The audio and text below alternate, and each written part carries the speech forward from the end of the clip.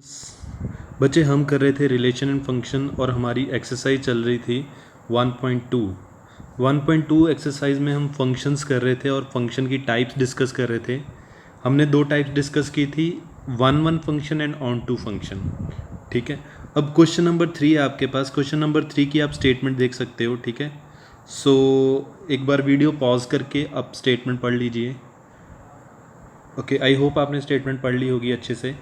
तो स्टेटमेंट में क्या है, prove that greatest integer function F, function है आपका F from R to R, और फंक्शन क्या है F of x is equal to greatest integer function.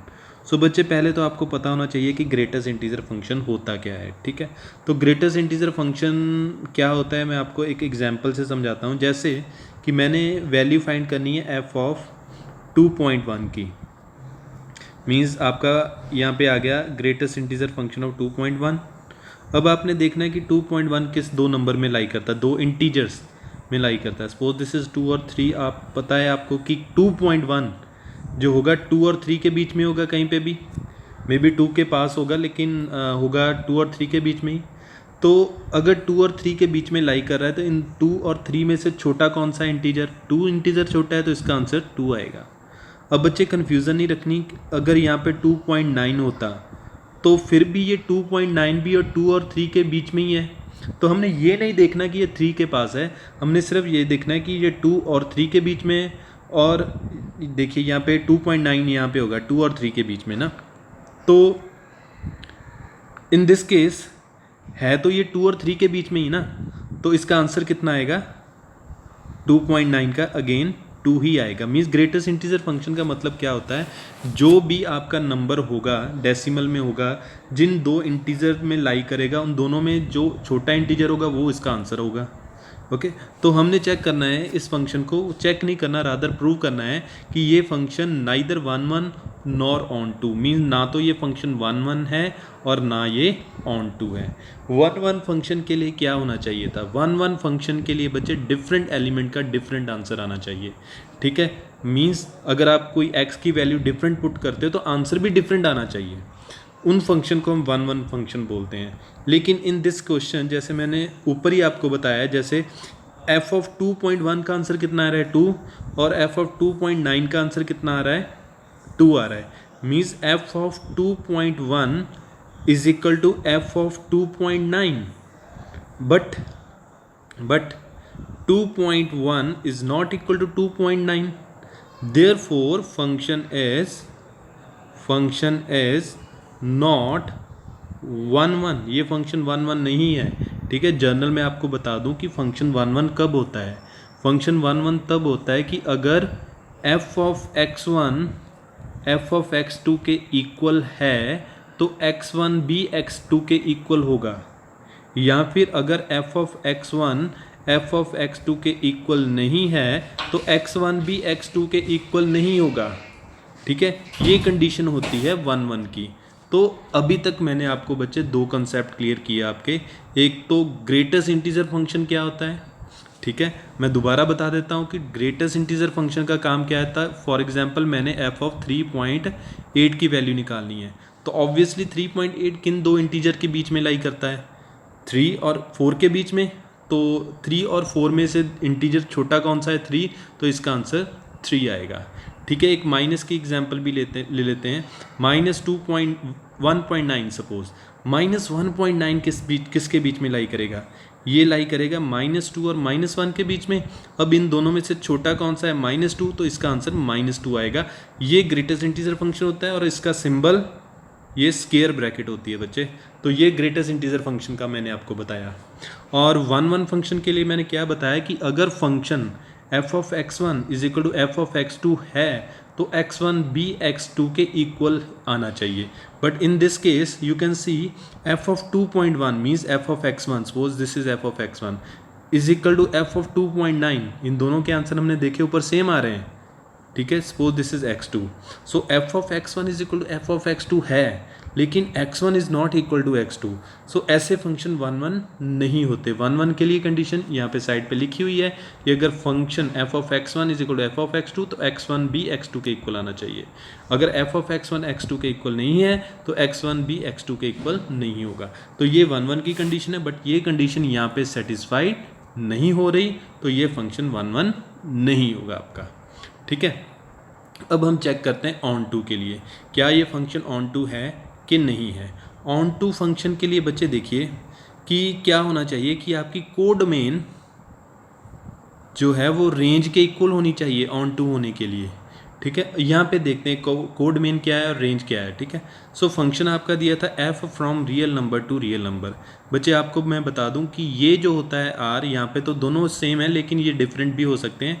ये लेफ्ट साइड वाला जो r होता है वो डोमेन होती है।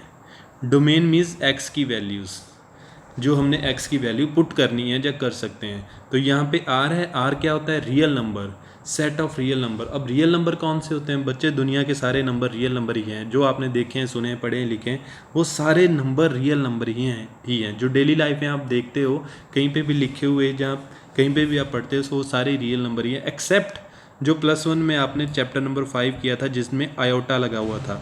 ठीक है, वो इमेजिनरी नंबर होते हैं, उनको छोड़ के बाकी दुनिया के सारे नंबर रियल नंबर ही हैं। ठीक है, तो ये डोमेन होती है और ये कोड मेन होती है। कोड मेन मीन्स जिसमें से आपके आंसर आएंगे। ठीक है, तो ये डिटेल में आपको लास्ट वाले लेक्चर्स में बता चुका हूँ। ठीक है, अगर अभी क्लियर नहीं हुआ तो आप मेरी वीडियो नंबर 1 2 3 4 5 देखिए। ठीक है, मैं अभी तक 6 वीडियो बना चुका हूँ इस चैप्टर की। ठीक है, तो वो वीडियोस देखोगे तो आपको कोड मेन और डोमेन भी क्लियर हो जाएगा। अब रेंज क्या होता है, रेंज होता है कि जो फंक्शन के आंसर आएंगे। जैसे इस फंक्शन में ऊपर देखिए आप, हमने 2.1 पुट किया तो ये डोमेन हो गई, आपका आंसर कितना है 2, ये रेंज हो गई। ठीक है, तो ये कोड मेन डोमेन। अब देखते हैं कि ऑन टू होने के लिए, किसी फंक्शन को ऑन टू होने के लिए कोड मेन और रेंज इक्वल होने चाहिए। कोड मेन तो आपको यहाँ पे क्लियरली पता चल ही रहा है कि सेट ऑफ रियल नंबर है, और रियल नंबर भी मैंने आपको बता ही दिया कि रियल नंबर क्या होते हैं। ठीक है, अब रेंज देखते हैं। रेंज के लिए देखिए आपका फंक्शन क्या था, आपका फंक्शन था ग्रेटेस्ट इंटीजर फंक्शन x। ठीक है, ग्रेटेस्ट इंटीजर फंक्शन x। अब इसमें ग्रेटेस्ट इंटीजर फंक्शन के आंसर बच्चे सिर्फ और सिर्फ इंटीजर्स ही आते हैं। इंटीजर्स क्या होते हैं, जिनमें डेसिमल नहीं होता, जो फ्रैक्शन में नहीं होते हैं। ठीक है, इंटीजर वैसे छोटी क्लासेस में आपने नंबर लाइन पढ़ी होगी, 0 1 2 3 4 so on, -1 -2 -3 -4 and so on. बच्चे ये इंटीजर्स होते हैं। तो ये जो फंक्शन आपको दिया हुआ है ग्रेटेस्ट इंटीजर फंक्शन x, ठीक है, इसके आंसर हमेशा इंटीजर्स ही आएंगे। आप देख ही सकते हो f ऑफ 1 का आंसर कितना आएगा, ग्रेटेस्ट इंटीजर फंक्शन ऑफ 1, बच्चे ये 1 ही होता है। f ऑफ 2 का आंसर 2 ही होता है। ठीक है, और f ऑफ 2.1 का आंसर, f ऑफ 2.1 किन दो इंटीजर्स के बीच में लाई करता है, 2 और 3 में, और 2 और 3 में से छोटा कौन सा है, 2, तो इसका आंसर 2 आएगा। ठीक है जी, f ऑफ 4 का आंसर कितना आएगा, ग्रेटेस्ट इंटीजर ऑफ 4। मतलब जब आप इंटीजर पुट करोगे, means decimal without decimal number put करोगे तो वही नंबर आपका आंसर आ जाएगा। लेकिन जब आप डेसिमल वाले नंबर पुट करोगे तो आप देखोगे कि वो डेसिमल वाला किन दो इंटीजर्स के बीच में लाई करता है, और जिन दो इंटीजर्स के बीच में लाई करता है उन दोनों में से जो छोटा इंटीजर होगा वो इसका आंसर होगा। So this is all about greatest integer function x। Okay, तो इसकी रेंज फिर क्या देखिए आप, रेंज इसकी क्या रही, that are integers only, means कोई भी डेसिमल वाला आंसर नहीं आएगा इसका। रेंज क्या होता है बच्चे, रेंज होता है कि x की वैल्यू पुट करने पे जो फाइनल आंसर आएगा फंक्शन का, तो इसमें आप डेसिमल वाले पुट करो चाहे विदाउट डेसिमल पुट करो, आंसर इसका विदाउट डेसिमल ही आएगा। विदाउट डेसिमल वाले नंबर्स को हम क्या बोलते हैं, इंटीजर्स। ओके, तो ये चीज़ है हमारी। सो range of function f of x is set of integers। तो रेंज आपकी आ रही है यहाँ पे सेट ऑफ इंटीजर। और कोड मेन कितनी थी आपकी, कोड मेन जो आपको बच्चे फंक्शन दिया होता है, जैसे यहाँ पे दिया function from r to r, ठीक है, यहाँ की बात, यहाँ पे बात कर रहा हूँ मैं R2R। तो ये जो राइट साइड पे जो सेट होता है वो कोड मीन होता है, यहाँ पे है ये रियल नंबर। ठीक है, तो कोड मीन आपका कितना आ गया यहाँ पे, codomain is set of real number. ठीक है जी, तो आपका कोड मीन और रेंज इक्वल नहीं है। ठीक है, कोड मीन और रेंज इक्वल नहीं है, therefore function is not onto. ठीक है, सो ऑन टू होने के लिए कोड मीन और रेंज का इक्वल होना ज़रूरी है। यहाँ पे कोड मीन आपकी सेट ऑफ रियल नंबर है और रेंज आपकी इंटीजर्स हैं, सो कोड मीन रेंज के इक्वल नहीं है, सो इसीलिए ये फंक्शन ऑन टू नहीं है। राइट, तो ये था आपका क्वेश्चन नंबर 3। ठीक है, तो इसे मैं सेव कर लेता हूँ। ओके, सो नेक्स्ट क्वेश्चन देखते हैं बच्चे।